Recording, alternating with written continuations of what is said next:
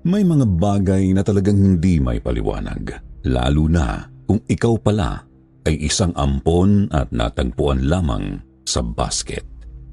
Gaya ni Teacher Myrna. Ito po ulit ang inyong lingkod, Jupiter Torres. At ngayon, pakinggan natin ang kwento ng buhay ng isang guro na si Myrna. Mula sa mga panahong inaasar siya bilang aswang at sa pagkakilala niya sa isang malaking asong hindi siya sinasaktan, at sa pagpunta niya sa liblib na paaralan kung saan meron palang mga aswang na nagligtas din sa kanya. Paano at bakit kaya siya nakaligtas? At saan kaya talaga nanggaling si Teacher?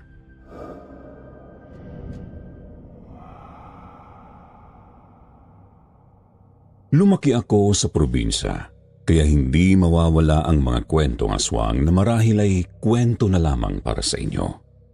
Pero naranasan ko ito mismo sa aking buhay, lalo na noong ako ay naging teacher. Good day, Mr. Jupiter. Tawagin niyo na lang po akong Myrna o Teacher Myrna. Retired na po akong guro at 65 years old na. Kaya libangan ko na ang makinig ng katatakutan tuwing hapon. Pampatulog namin ang asawa ko pagkatapos kumain. Mabuti na rin at kaya ko pang isulat ang karanasan ko noong ako ay nagturo.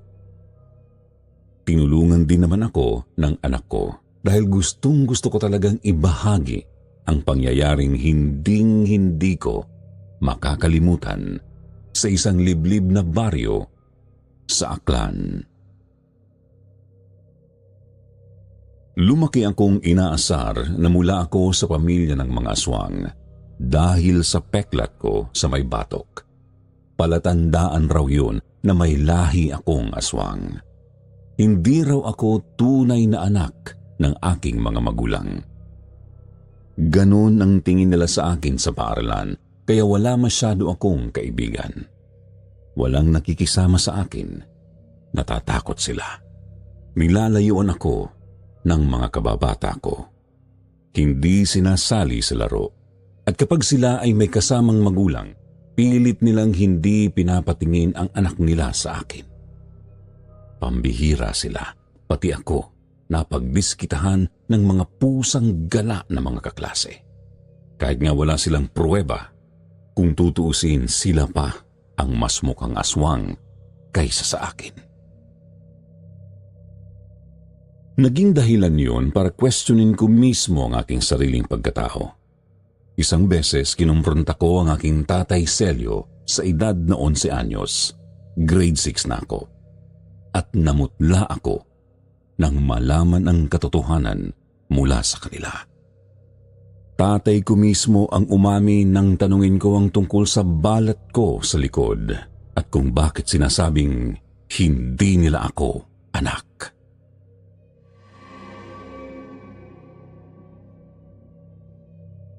Myrna, anak, tama sila. Hindi kami ang tunay mong mga magulang. Basta nakita ka na lang namin sa labas ng pinto na nasa loob ng isang basket. Walang suot na kahit ano at puno ka pa ng dugo. Umiiyak kang maigi. Naawa kami sa iyo at kinupkop ka namin. Tinanggap ka namin bilang tunay na anak. Kaya huwag kang mag-alala, hindi ka aswang na katulad ng sinasabi nila.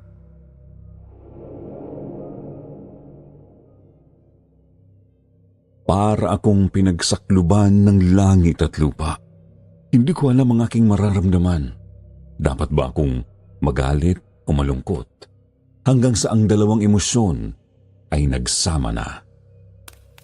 Tumakbo ako palabas ng bahay habang ang mga luha ko ay tuloy-tuloy na pumapatak. Nagtungo ako sa isang kubong pinagtatambayan namin ni Tatay Celio sa tuwing sasama ako sa kanya kapag siya ay nagtitirador ng ibon. Ugali ko kasing mabighani sa ganda ng kalikasan at kapag nalalanghap ang sariwang hangin para akong nakakaramdam ng kapayapaan. malayo sa pang-aasar at nangungutiang mundo. Dapit hapon noon, malakas ang hangin at hindi na masyadong mainit ang paligid. Habang nagmumukmok, naaamoy ko ang usok ng sinunog ng mga tuyong dahon at damo. Naririnig ko rin ang paglipad ng mga ibon na parabang uuwi na sa kani-kaniyang tirahan. Kumakaluskos din ang mga dahon at sa halip na matuwa sa pakiramdam ng paligid, pagkalungkot lang ang aking naramdaman. Hindi naging payapa dahil naghalo-halo sa isip ko ang pagdududa sa aking sarili. Tama ba sila? Aswang ba ako? Sino ang totoong mga magulang ko? Saan ako nanggaling? Nakatulog ako matapos mamugto ang mata dahil sa sangkaterbang luha ang pumatak mula sa mga bagay na iniisip. Nagising akong maliwanag na ang buwan. Wala na ang amoy usok. Walang malakas na hangin, subalit sobrang lamig sa pakiramdam. Duster lamang kasi na pambahay ang suot ko noon. At dahil sa madilim na, nagpasya na akong umuwi. Baka nag-aalala na ang mga magulang ko sa akin. Kaso, noong bababa na ako ng kubo na may 1 metro ang taas ng silong, nakarinig ako ng alulong. Tunog na parang galing sa isang lobo o sa malaking aso. Malapit lang ang pinanggalingan nito, kaya ibinalik ko ang aking paas taas. Bigla akong pinangilabutan at nilingon ang paligid na sobrang dilim at tanging liwanag lang ng buwan ang tanglaw ko. Hindi ako nakatakbo agad sa takot na baka sunggaban ako nito. Kaya sumuksok ako sa kubo. Maya-maya ay tumunog ang mga tuyong dahon sa lupa na parang may naglalakad na hayop. Ramdam ko na rin ang presensya na hindi lang ako ang nilalang na nandoon ng gabing yon. Gusto ko nang pumikit, pero ang mata ko ay nakamulat at nakatingin sa direksyon kung nasaan ang bahay. Umaasang may darating na taong mapagkakatiwalaan ko. Malapit lang naman ang labasan ng kakahuyan mula sa kinatatayuan ng kubo. 20 hakbang lamang yata, ngunit hindi rin ako makasigaw dahil alam kong hindi nila ako papansinin. Naiyak ako sa takot, Sir Jupiter, dahil papalapit ng papalapit ang bawat hakbang hanggang sa makita ko ang kulay itim na balahibo ng malaking aso na nasisinagan ng liwanag ng buwan. Hindi masyadong maaninag, pero isipin niyo pong ako ang tipikal na 11 anyos na batang babae. Normal ang katawan na siguro ay 1 dangkal at kalahati lang ang lapad at mababa sa 3 feet ang tangkad. Ang haba ng katawan ng aso, parang pinagpatong ang 2 ako at ang lapad, 5 ako na magkakatabing nakahiga. At mas matangkad ito sa akin ng kaunti. Kumalampag ang kawayang sahig ng kubo at bumungad sa akin ang itsura ng aso na gaya ng mga mababangis na lobo. Asul ang isang mata, pero bulag ang kaliwa. Mabuhok ang nguso, malaki ang muka at mahaba ang dila. May sugat rin siya na parang hiwa, malapit sa may mata. Mas napaatras pa ako sa sulok hanggang sa mapasandal na sa haligi. At patuloy lang sa paglalakad ng aso na bawat hakbang ay parang mabubuwal ang kubo. Umuuga kasi at tumutunog ng malakas ang sahig. Nang magkalapit na ang aming mukha, tumalikod na lamang ako at nakahanda ng makain ng lobo. Pero segundo na ang lumipas ay wala akong naramdaman. Paglingon ko, nakita kong nakaupo ang hayop habang nakalabas ang dila. At bigla nito akong dinilaan sa mukha. Sa sandaling yun, nawala ang aking takot. Naramdaman ko ang tumatakbong mga tao at nang bumaling ang aking tingin ay sina Tatay Celio ito. Kasama niya ang kapatid kong panganay, si Kuya Anto. Parehong nakalabas ang kanilang mga mahahabang itak na kung tawagin sa amin ay sundang. Dahil doon tila ba nagalit ang malaking aso. Nagbago ang itsura nito na parang mangangain. Kita ko kung paano ito tumitig ng masama kina tatay, subalit paatras ang kanyang mga paa. At noong tumakbo sila papalapit, saka namang tumakbo rin papalayo ang malaking aso. Hindi ko na ito nasundan pa ng tingin. Niyakap na kasi ako ng mahigpit ni Tatay Celio at tinanong pa kung ano ang nangyari sa akin. Kung may sugat daw ba ako o nasaktan ba ako ng halimaw na yun. Sinabi ko namang hindi dahil dinilaan pa nga ako ng aso at mukhang maamo naman ito. Kinontra naman ako ni Tatay.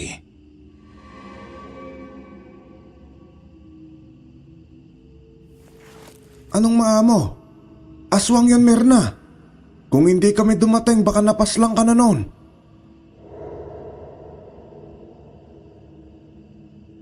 Nanlaki ang mata ko sa narinig. Yun ang unang pagkakataon na nakakita ako ng aswang na hindi ko akalaing aswang pala. Ang di ko maintindihan, wala akong takot na nadama sa aso na yun. Ngunit naniwala akong aswang siya dahil ibang klase ang kanyang laki. Pagkatapos noon ay umuwi na kami ni Tatay. Bandang 7:00 na noon at maghahapunan na kaya naghugas lamang ako ng kamay at sumalo na rin. Kinuwento ko sa pamilya ko ang nangyari. Naroon si Nanay Asya at iba ko pang kapatid na si Ate Ipay, Kuya Ariel, si Danilo at si Lorna. Doon mas napagtanto ko na iba ang itsura ko sa kanila. Ako lamang ang maputi ang kulay. Hindi naman sila kaitiman, sadyang naiiba lang ang kulay ko. Lahat rin sila, mula kay nanay, ay mga tuwid ang buhok. Kami lamang ni Tatay Celio ang kulot. Katunayan niya, kulot lamang ang kay tatay kapag mahaba, pero kapag maikli ang kanyang buhok, hindi yun halata. Tinitigan ko pa sila isa-isa bago sumubo at napangiti na lamang ako na tinanggap nila ako kahit ako ay hindi nila kadugo. Sa oras ding yun, pinag-usapan namin ang nangyari sa akin sa kubo. Kung paanong aatakihin sana ako ng isang aswang. Sina Tatay Celio ang naglarawan ng malaking aso at sinabi nilang kakainin ako nito. Pinabulaanan ko naman agad yun dahil matagal nang naroon ang aso bago pa sila dumating. At dinilaan lang ako nito na parang isang maamong tuta. Nabigla naman ang Nanay Asya ko nang marinig ang aking paliwanag. Sabi pa niya ilang araw matapos ako iwanan sa kanila, may nagpunta ring isang malaking aso na dinilaan lang din ako. Hating gabi raw yun. Tahimik ang paligid. Huni lamang ng mga insekto ang maririnig, kaya kapag may kakaibang tunog, ay tiyak, ibang nilalang yun.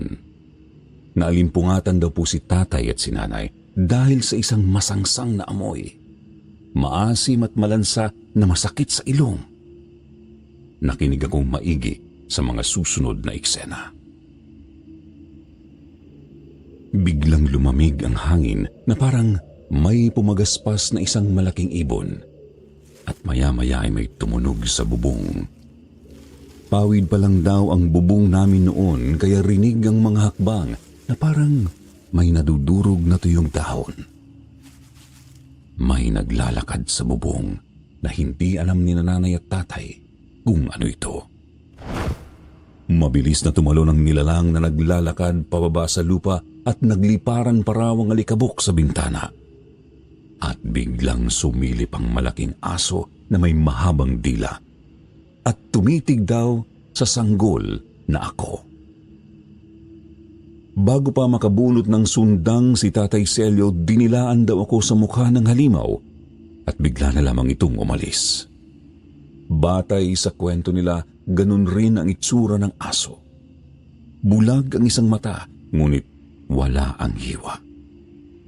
Takot na takot si nanay noon ngunit hindi nila maipaliwanag kung ano ang nangyari. Kung bakit hindi sila kinain ng pinaniniwalaang aswang.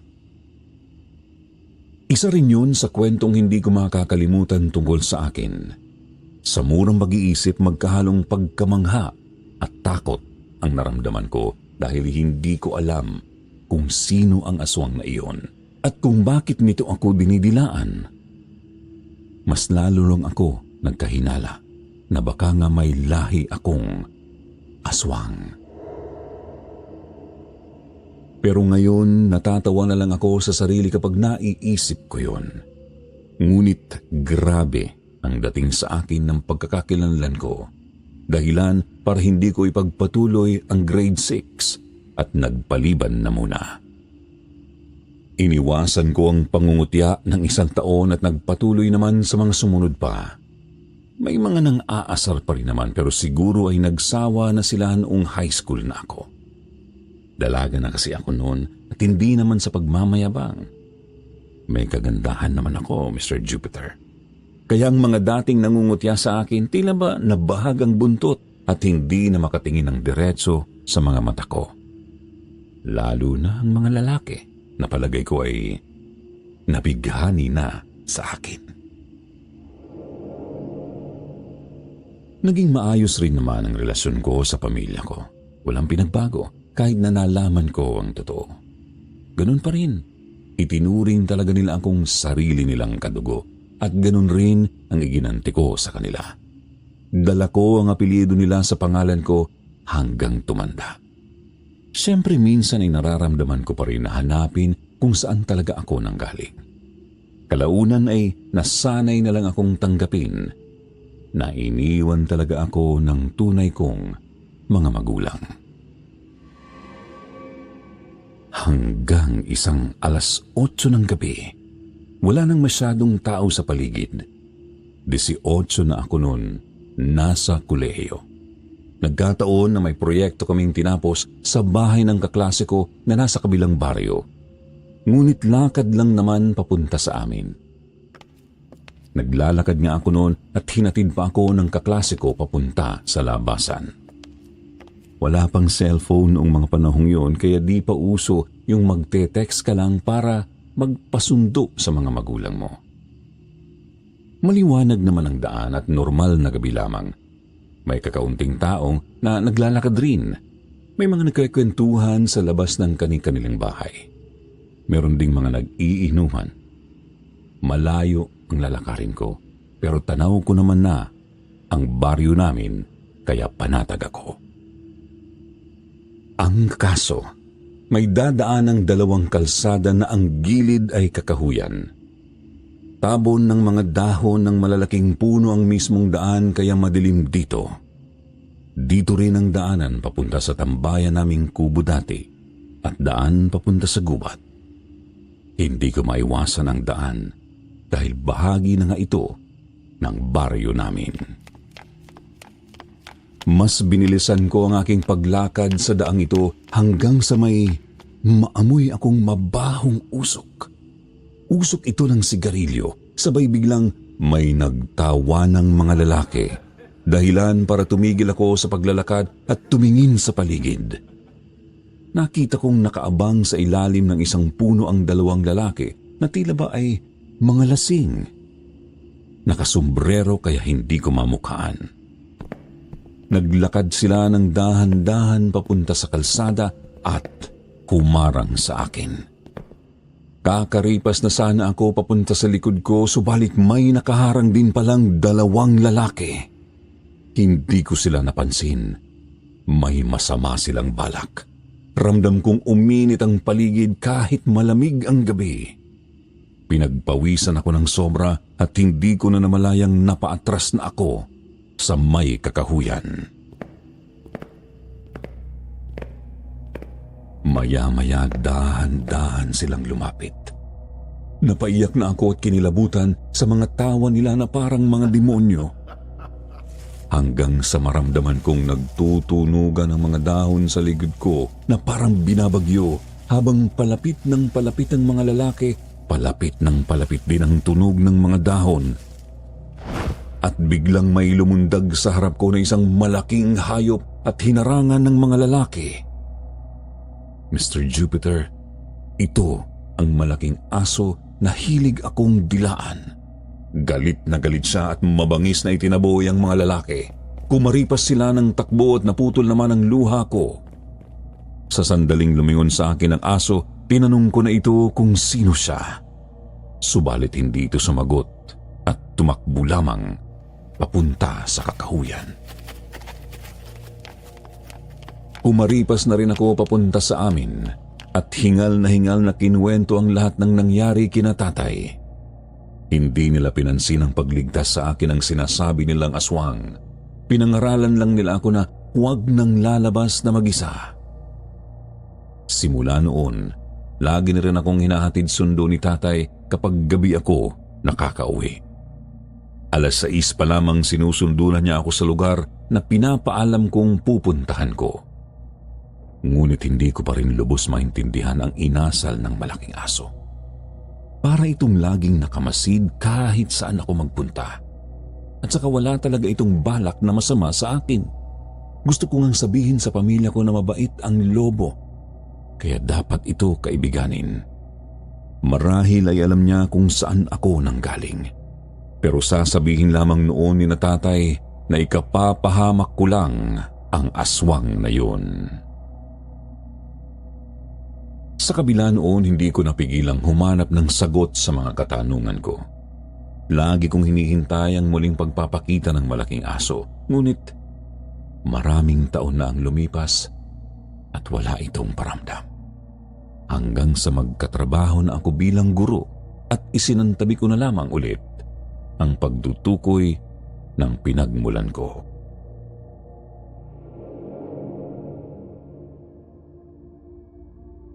Una akong natanggap sa eskwelahan na nasa Patag sa May Bayanan, kaya uwian ako mula sa bahay papunta doon. Minsan ginagabi, pero noong mga panahon na yon ay wala naman ng bali-balitang aswang. Mas kinakatakutan pa nga ng mga tao ang mga rebelde noon, pero hindi ko naman yun nararanasan. Naging maayos naman ang mga unang taon ko sa pagtuturo sa edad na 21 hanggang 27. Hindi naman ako nahirapan. Minsan rin akong hatid sundo ni tatay. Madalas naman ay ang una kong nobyo noon na nang lumaon ay hiniwalayan ko rin naman. Akala ko gano'n na lang ang buhay ko. Magtuturo, gagawa ng mga leksyon, uuwi sa bahay, matutulog, kakain at makikisama sa mga pulong sa paaralan. Naging pang-araw-araw ko iyong buhay sa loob ng 6 na taon sa unang eskwelahang pinasukan ko bilang guro. Nang ako ay tumuntong ng 27, kapanahunan naman ng EDSA at maraming guro mula sa amin ang lumuwas, marami rin ang hindi nakauwi. Kaya nagkaubusan ng guro sa ibang paaralan sa lugar namin sa Aklan. Kasama ako sa mga gurong pinili ng aming kagawaran para ipadala muna sa ibang lugar at doon magturo. Ang ilan ay napunta sa mga malalayong paaralan at nagkataong mag-isa akong nadestino sa liblib na paaralan, pero banda roon lang naman sa aming lugar.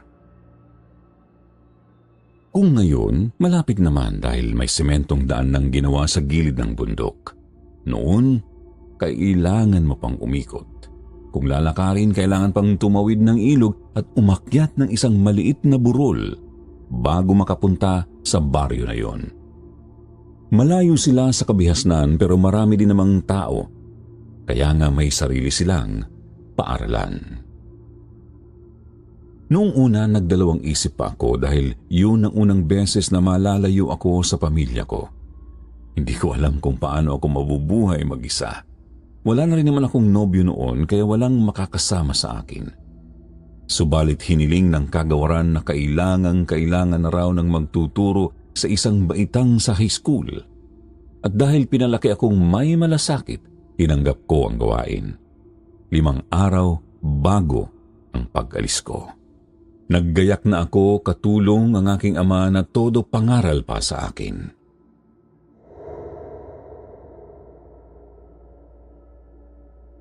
Anak, Minangnang ko, mag-ingat ka doon. Huwag kang magtitiwala sa mga tao roon, kahit kanino. Kapag kailangan mo ng tulong, umuwi ka agad o magpadala ka ng sulat. Pupuntahan ka namin.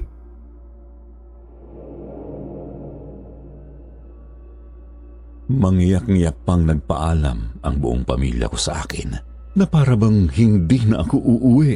Kaya sinabi kong uuwi naman ako tuwing Sabado at Linggo kaya hindi dapat sila mag-alala. At isa pa, pansamantala lang naman ang pamamalagi ko sa eskwelahan dahil may mga guro na talagang ipapadala doon sa lugar.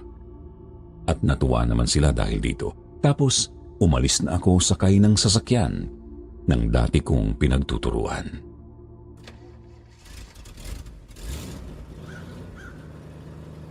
Umaga nang umalis kami sa baryo namin, sakay ng isang owner-type jeep. Ang kasama ko lamang ay ang principal namin at driver na gwardiya rin sa aming school. Doon nga kami dumaan sa malayong daan na kailangan pang umikot at halos 2 oras pa bago kami nakarating sa liblib na paaralan. Malaki ang lugar pero napalilibutan nga ng maraming puno at damuhan. Maraming kabahayan na halos lahat ay gawa sa kubo. Nilibot ko ang mata ko sa lugar at napansing malawak ito. Hindi mo mabibilang ang mga bahay na gaya ng inaakala ko. Para siyang isang malaking village na nakahiwalay lamang talaga dahil sa malayo kong pupuntahan. Pero medyo maunlad naman sila. May mga bahay rin na gawa sa simento at ilang mga gusali gaya ng kanilang barangay hall at ng mismong paaralan.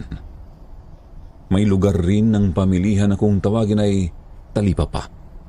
May malawak din silang taniman ng gulay at may pampasahirong jeep na 3 beses lamang sa isang linggo kung bumiyahe.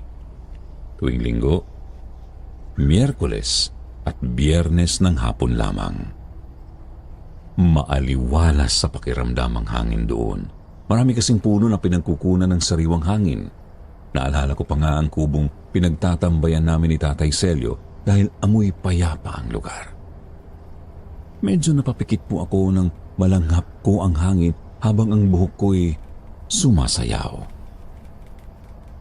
Pagkamulat, nakaabang na pala sa amin ang punong guro ng paaralang lilipatan ko at isang matabang matanda na walang buhok na siya palang kapitan ng baryong yon.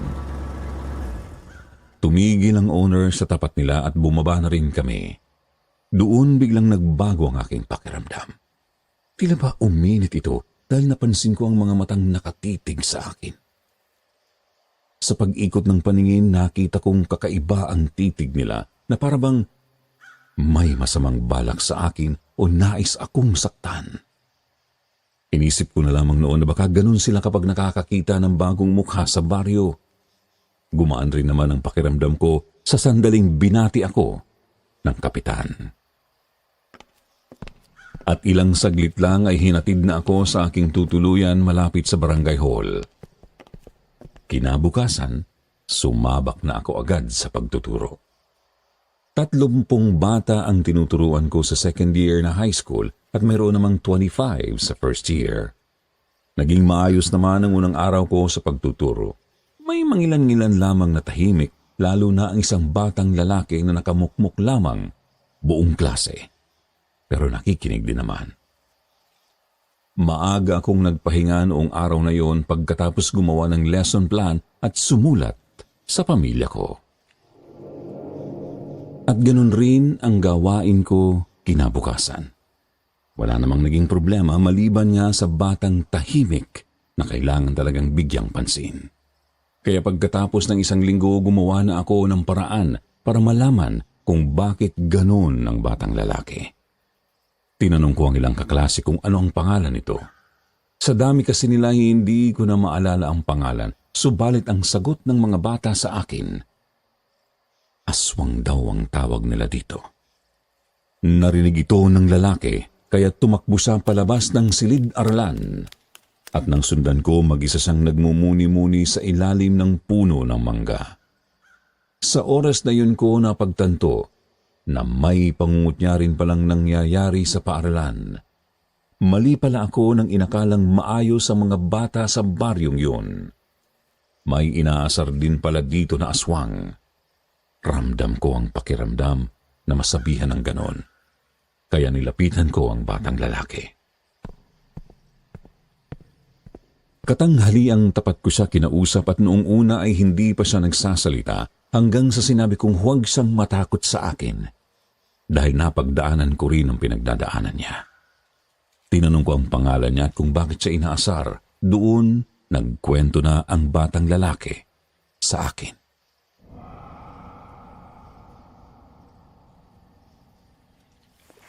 Ako po si Andoy, Teacher Mirna.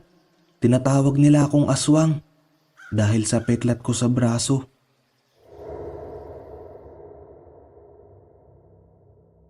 Ipinakita ni Andoy ang peklat niya sa akin habang kinikwento kung paanong nalulungkot siyang mag-isa at walang kalaro. Subalit naputol nga ito nang makita ang peklat niya na katulad rin ng sa akin. Mabuhok at maitim. Ipinakita ko rin kay Andoy ang nasa batok ko at pati siya nagulat. Hindi na niya naituloy ang kwento at kumaripas siya papalayo na siya namang ipinagtaka ko. Siguro nabigla din siya na parehas ang itsura ng peklat namin. Simula naman noon naging masigla na si Andoy. Sumasagot sa klase at nakikisama sa mga gawain. Nagkikwento na din siya sa akin. Mula daw pagkasilang niya ay naroon na ang kanyang peklat. Ganun rin ang sinabi ko sa kanya pero hindi ako nagkwento tungkol sa aking pagkatao. Naalala ko rin kasi ang pangaral ni Tatay Celio. Pero nasasabi ko rin naman sa kanya ang mga ginawa ko noong bata ako, kung paano ko nilagpasan ng pangungutya. Nakita ko namang sumunod si Andoy at inayos ang kanyang sarili, kaya mas naging magaan na ang aking loob. Hanggang sa makaramdam ang mga kaklase ni Andoy ng pagbabago at nawala na ang pang-aasar. Tuwang-tuwa si Andoy na mayroon na siyang mga kaibigan at kalaro. May pumapansin na rin sa kanya sa wakas. Masaya ako para kay Andoy noong mga panahon na yon. At umabot ng 3 buwan na naging ganoon ang pakiramdam sa liblib na paaralan. Nasanay na rin ako dahil eskwela at bahay lang naman ang pinupuntahan ko doon. Nakikipag-usap pa minsan sa mga barangay hall at sa talipapa, pero hindi pa masyadong naglilibot. Nakakausap ko lamang ang mga tao at kapag may meeting na sa school, mababait naman sila sa kamasiyahin, salungat sa unang ekspresyon ko noong una akong dumating sa lugar.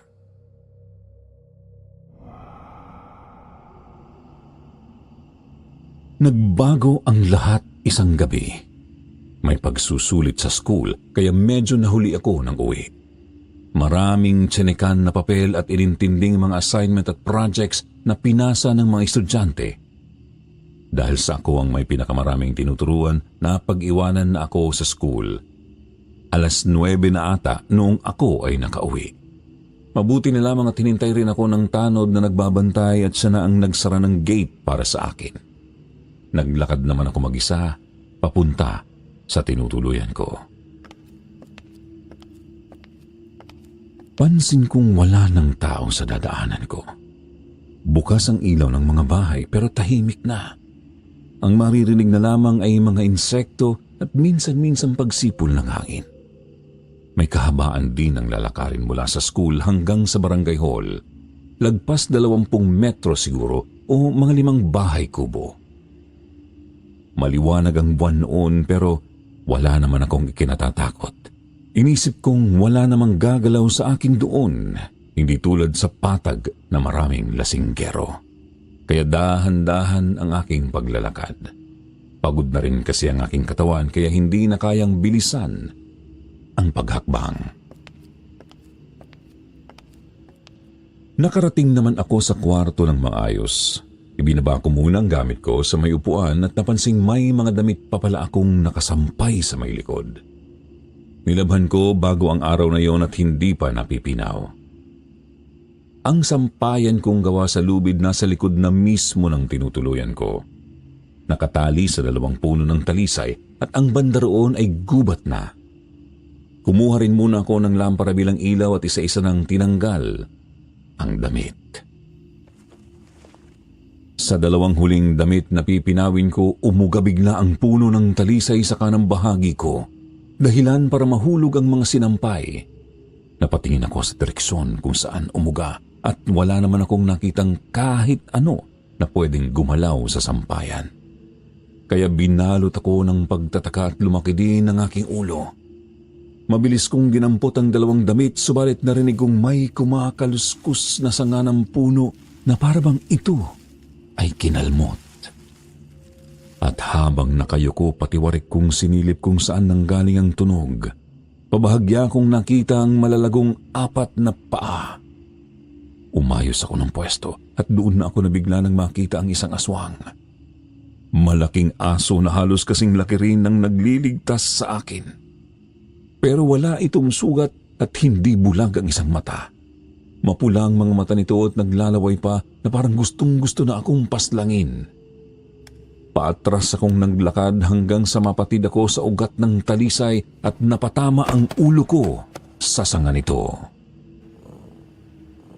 Ramdam ko ang papalapit na hakbang ng aswang na yon at malakas din ang tunog niya na parang sa isang nanggigigil na mabangis na aso. Maasim at malansa naman ng kanyang amoy. Unti-unti akong pumikit na tila ba nahihilo dahil sa pagkatama ng aking ulo. Wala na rin akong marinig sa paligid. Nang may humarang na matandang babae, ang mahabang buhok lamang nitong puti ang kita ko at parang may ginagawa siya para paalisin ang lobo. At naramdaman ko namang lumayo ang aswang. Sabay nilapitan ako ng babae at nagsimula ng manlabo ang aking mata at mablangko ang isip. Pero nakita ko pa ang nanlalabong itsura niya, may takip ang kanyang isang mata ng telang bilog na nakatali sa kanyang noo. Hanggang sa tuluyan na akong mawalan ng malay. Nagising na lamang ako nang gisingin ni Kapitan. Bakit raw doon ako natutulog? At ang una ko namang sagot ay kung nasaan na ang aswang at ang matandang babae. Sabi naman nila ay hindi nila ito inabutan. Hindi sila nagulat nang sabihin ko ang tungkol sa aswang na parabang may alam sila tungkol dito. Buti raw at hindi ako nasaktan at sinabi ko namang niligtas ako ng isang matandang babae. Doon sila nagtaka kung sino ang babaeng yun dahil wala naman daw matandang babae sa baryo na may mahabang buhok na kulay puti at may takip ang isang mata. Merong nakatira doon na hindi talaga nakakakita pero hindi na rin yun nakakalakad. At may isang hindi nakakakita ang isang mata pero tinakpan naman ito ng artipisyal. Matapos yun, dinala muna nila ako sa barangay hall at doon din muna ako nagpahinga. Baka daw kasi balikan ang tinutuluyan ko kaya mas mabuting nakikita nila ako. Napansin ko pa ang mga kasama ni Kapitan, mga kalalakihang may mga nakasukbit na sundang. Ilibot ko pa ang paningin ko at lahat sila ay matipuno. Mukhang organisado at lahat ay may alam sa nangyayari. Alam nila ang tungkol sa aswang. Narinig ko pang ang sinabi nilang dumating na naman daw sila. Ngunit hindi ko na nalaman pa kung sino ang sila na tinutukoy nila.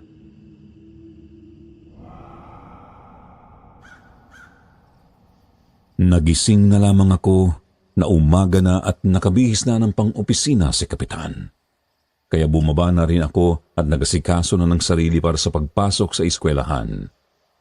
Doon ko nalaman na may mga bago palang guro na nagsidatingan at may 2 estudyante ring nag-transfer. Nakausap ko naman agad si Mrs. Gutierrez at si Mrs. Cruz na magkapatid pala. Nagkaasawa lamang si Mrs. Cruz kaya nag-iba ang kanyang apelyido at ang 2 transfer ay mga anak rin nila. Ang babae na nasa hawak kong 2nd year ay kay Mrs. Gutierrez at ang lalaki naman ay 4th year na anak ni Mrs. Cruz. Wala namang kahinahinala sa kanilang mga itsura. Panay mapuputi at parabang galing sa mayayamang pamilya. Ang sabi pa nga, binili nila ang pinagbebentang lumang malaking bahay ng dating kapitan sa lugar. At naroon ang kanilang buong pamilya. Ang pinagtataka ko lang, sinabi nila sa akin na galing daw sila sa paaralang pinagtrabahuan ko noon. Kaya tinanong ko kung bakit hindi ko sila nakilala. Mautal-utal pa nilang binanggit na saglit lamang daw sila doon dahil kailangang magpadala ng guro sa liblib. Kaya tumango na lamang ako at nagkwentuhan po kami tungkol sa aming mga buhay bilang guro. Dumaan ang 1 linggo mula nang sila ay lumipat at naging maayos naman ito. Hindi pa ako umuwi noong panahong yon sa kadahilan ng nagpatulong pa sa akin si Mrs. Gutierrez at Mrs. Cruz sa pag-aayos ng mga aralin at papeles na kakailanganin. Pinatuloy naman nila ako sa binili nilang bahay at malaki nga ito. Mabait rin ang pamilya nila at ipinagluto pa ako ng masarap na pagkain. Sinabawan itong gulay at masarap na karne na hindi ko matansya kung ano. Basta iba ang lasa ng luto. Walang pampaasim at hindi rin ito gaanong maalat. May tamis pa nga kung titikmang maigi. Pangalawang linggo, doon na nagkaroon ng komosyon. Isang lunch break, malakas ang ulan noong araw na yon. Hindi pa nag-aanunsyo na isususpindi ang klase kaya nasa loob pa ng kani-kanilang kwarto ang mga estudyante. Ako naman ay nasa opisina at may iniintinding aralin. Ang opisina ko ay nasa may dulo ng gusali at 1 kwarto lang ang pagitan mula sa banyo na pinakadulo papunta dito. Ang classroom ng 2nd year ay nasa kabilang bahagi. Pangatlo sa una kung may kailangan. Madali nila akong matatawag. Ngunit, ang tumawag sa aking pansin ay isang malakas na sigaw na parang nakakita ng aswang. Matinis ang boses. Lumabas ako ng marami ng tao sa labas. Nakaupo sa may pader ang anak ni Mrs. Gutierrez at sumisigaw na may nakita siyang aswang. Agad namang lumapit ang 2 bagong guro dito. Nagpanik pa nga sila at tinanong sa akin kung bakit may aswang daw sa lugar. Sinabi ko naman na baka namalikmata lang ang bata. Ngunit hindi daw magsisinungaling ang bata. Totoong may aswang sa lugar kaya nabahala na rin ako. Siyempre pati naman ako ay may karanasan na rin sa aswang. Subalit ang tinuturo ng bata ay si Andoy. Dahil daw sa peklat nito na nakita ng batang babae sa aswang na nakita niya. Kaya kahit na malakas ang ulan, kumaripas papauwi si Andoy at hindi ko na nahabol pa. Pinaliwanag ko naman kina Mrs. Cruz at Mrs. Gutierrez na hindi aswang si Andoy, na mabait itong bata. Ang kaso nagalit pa sila at pati ang mga ibang estudyante sa paaralan. Bumalik ang takot kay Andoy. Tumigil lamang ang batang babae nang makalayo si Andoy at lahat naman ay nagsiuwian na parabang takot na takot.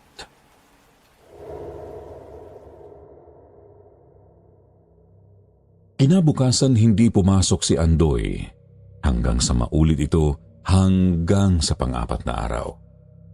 Huwebes. Dahil doon, tinanong ko na si Kapitan kung saan ba nakatira sina Andoy.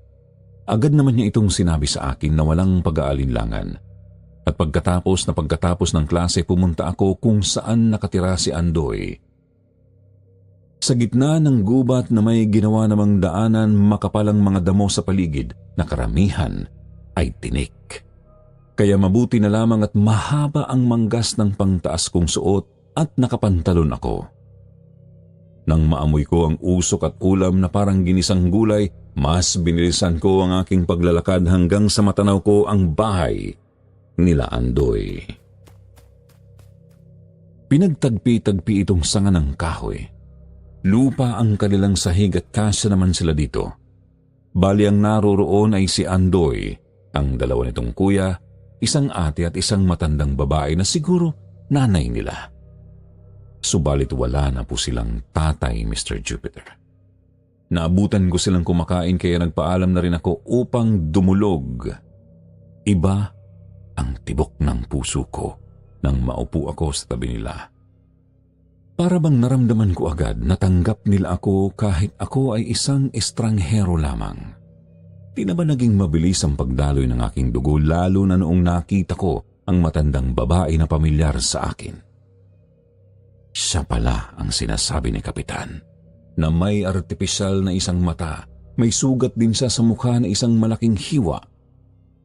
Doon ko nalaman na si Andoy na lamang pumapasok sa kanila, habang ang ibang kapatid ay hilig lamang mangaso noon sa gubat.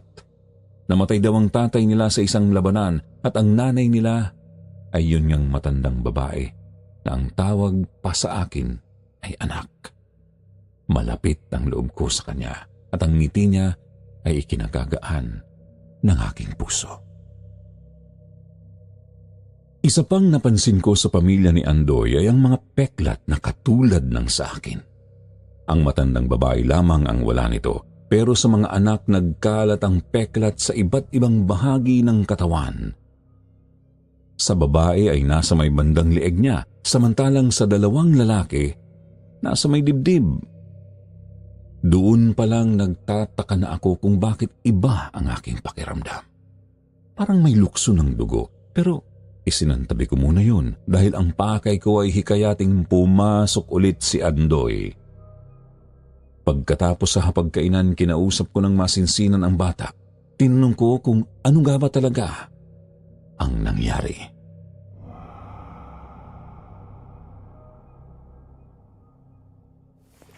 Hindi po ako yun, Teacher Mirna. Sila Mrs. Gutierrez at Mrs. Cruz ang mga masasamang aswang. Pamilya sila ng masasamang aswang. Hindi po kami, teacher.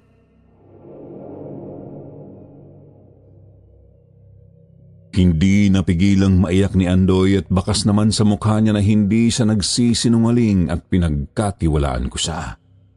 Kaya sinabi ko kay Andoy na kailangan niyang pumasok dahil kung hindi, patutunayan lamang niya ang paratang ng batang babae. Sinabi ko rin na huwag siyang mag-alala dahil ipagtatanggol ko siya.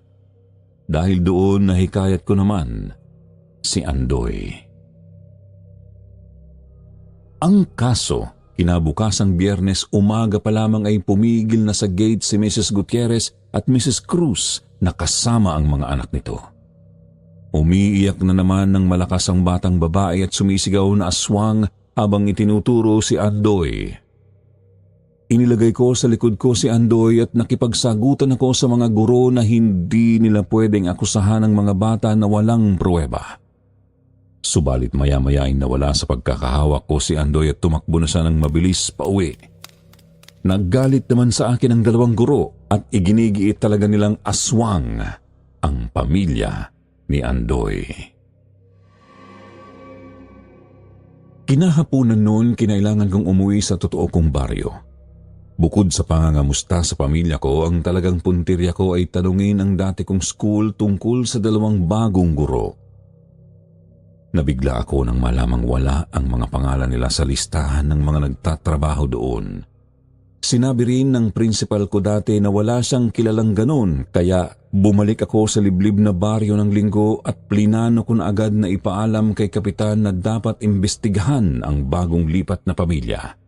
Lalo pa at nagsimula lamang ang balitang may aswang noong dumating sila.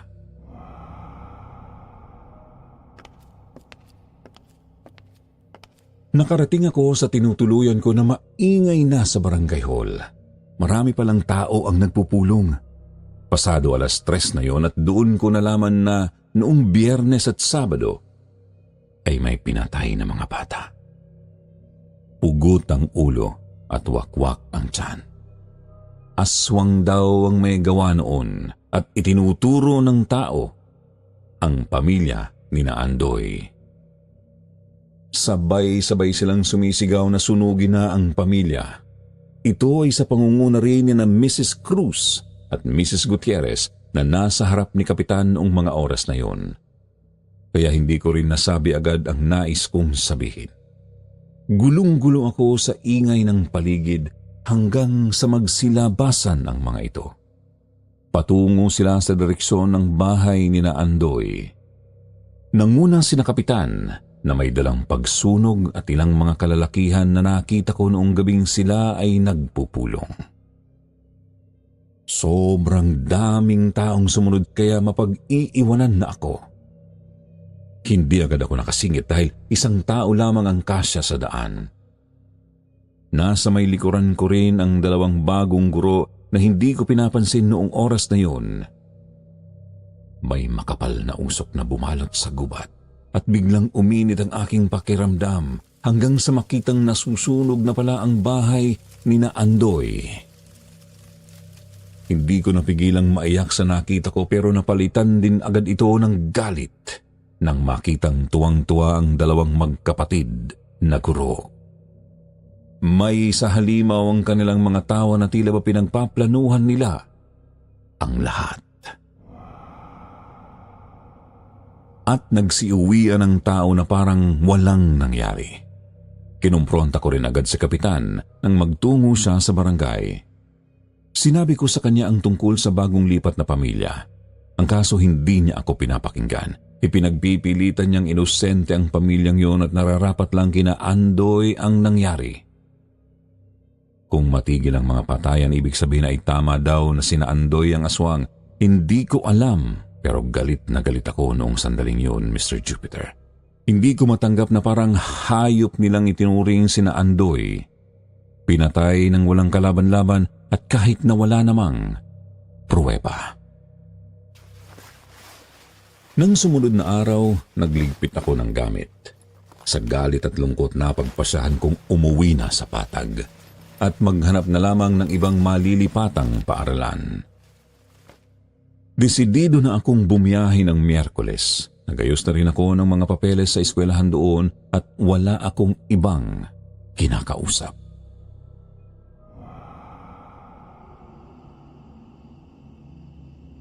Martes ng gabi. Magpapahinga na sana ako ng maaga. Nakaayos na ang mga gamit ko. Nakahiga na rin ako at nagmumuni-muni. Pansin kong tahimik na rin ang gabi. Maya-maya ay pumikit na ako at pilit na nagpapaantok. Pero naputol ito nang marinig ko ang maraming taong nagtatakbuhan sa labas at biglang may kumatok sa pinto ng pagkalakas-lakas. Bumungad sa akin ang magkasamang kapitan at si Andoy. Punong-puno ako ng pagtataka pero mabilis akong sumunod sa sinabi nila.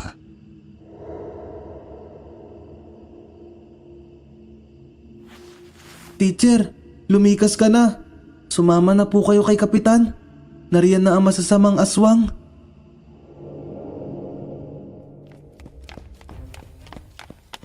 Agad akong dinala ni kapitan sa barangay hall, samantalang ang ilang tao ay dire-diretsong tumatakbo papunta sa school. At nakita kong lumabas si kapitan na may dalang sundang. Kasama niyang tumatakbo sa direksyon ng mga kabahayan ang maraming kalalakihan na may mga dalaring sandata. Marami ang nagiiyakan noong mga oras na yon at kita ko ring marami nang nakadapa sa lupa. Doon ako nahimasmasan at napagtanto na may umaataking mga aswang. Mula sa malayo ay tanaw ko ang anino ng 13 aswang na nasa anyo ng malalaking aso. 5 dito ay nakikipaglaban sa 8 hanggang sa mapansin kong wala ang pamilyang bagong lipat sa mga lumikas. At nagkahinala na akong sila ang umaataking aswang at sina Andoy naman ang nagtatanggol sa amin. Hindi ko masyadong maaninag ang naging labanan, subalit dehado sina Andoy. Marami sa mga kalalakihan ang pinaslang ng mga lobo, samantalang 2 pa lamang sa kalaban ang namamatay at yun ay ang mga maliliit pang klase. Habang malakas ang tunog ng mga alulong at huni na gaya ng sa tigre, umakalansing din ang mga bakal na sandata at marami rin ang nagsisigawan. Maya-maya nakita kong tumatakbo na si kapitan patungo sa amin. Hirap na hirap dahil may sugat sa kanyang kaliwang paa at punit-punit na rin ang kanyang damit.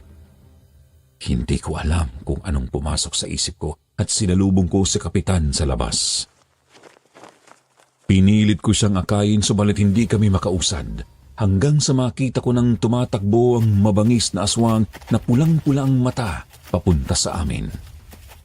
Sa gilid ng mata ko napansin ko ring mabilis ring tumatakbo ang dalawang aswang, isang malaking aso at isang katamtaman lamang ang laki. Nang aatake na ang mabangis na aswang sa akin, lumundag rin agad ang malaking aso at nagkagatan sila. Pareho silang nalaglag sa lupa at nag-anyong tao. Si Mrs. Gutierrez ang mabangis na aswang at ang matandang babae naman ang malaking aso na nahulog sa harapan ko. Bago pa magbagong anyo, nakita ko muna ang pormang aswang nito na bulag ang isang mata at may hiwa sa gitna. Bumalik ang mga alaala ng malaking aso na laging dumidila sa akin at umiiyak namang tumingin sa akin ang nanay ni Andoy na nakahilata at hirap na hirap. Tinawag niya akong anak sa huling sandali at sinabihang mag-ingat ako palagi dahil wala na siya para iligtas pa ako.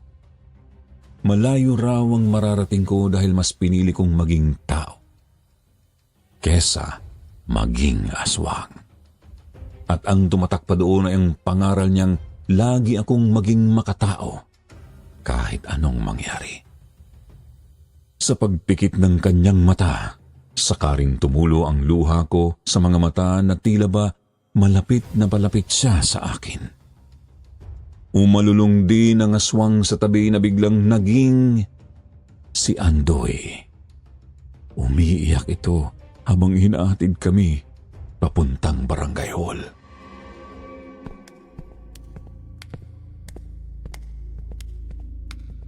Ate teacher, mag-ingat ka palagi.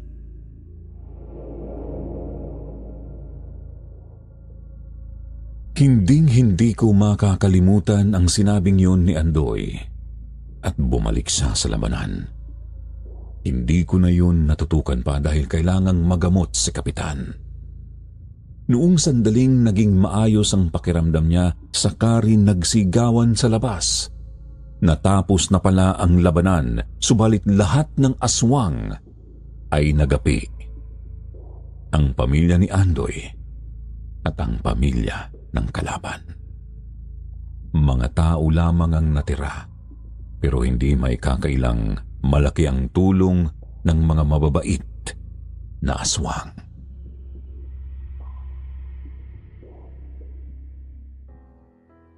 Kinabukasan ko na nalaman mula kay Kapitan ang totoong dahilan ng pagtulong ni na Andoy. Nakaplano na pala ang lahat. Ang grupo lamang na lumalaban sa masasamang aswang ang may alam ng tinatago ni na Andoy.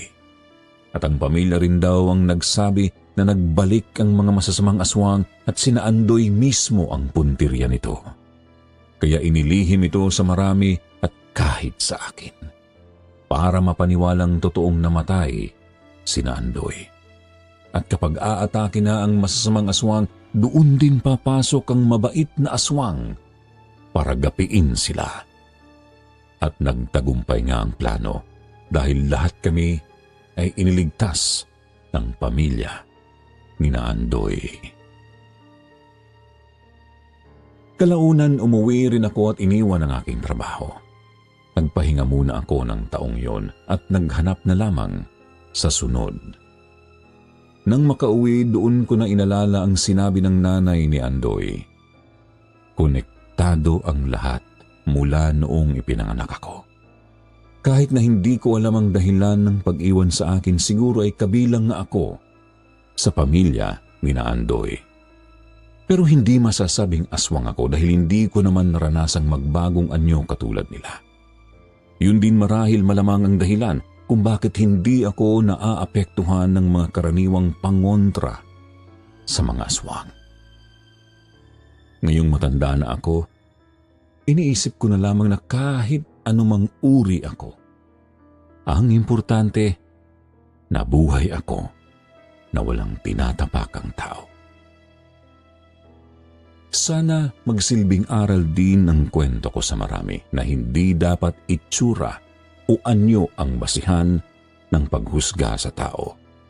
Dapat munang kilalanin at alamin ang katotohanan bago ito husgahan. Yun lamang po, Mr. Jupiter. God bless at maraming salamat.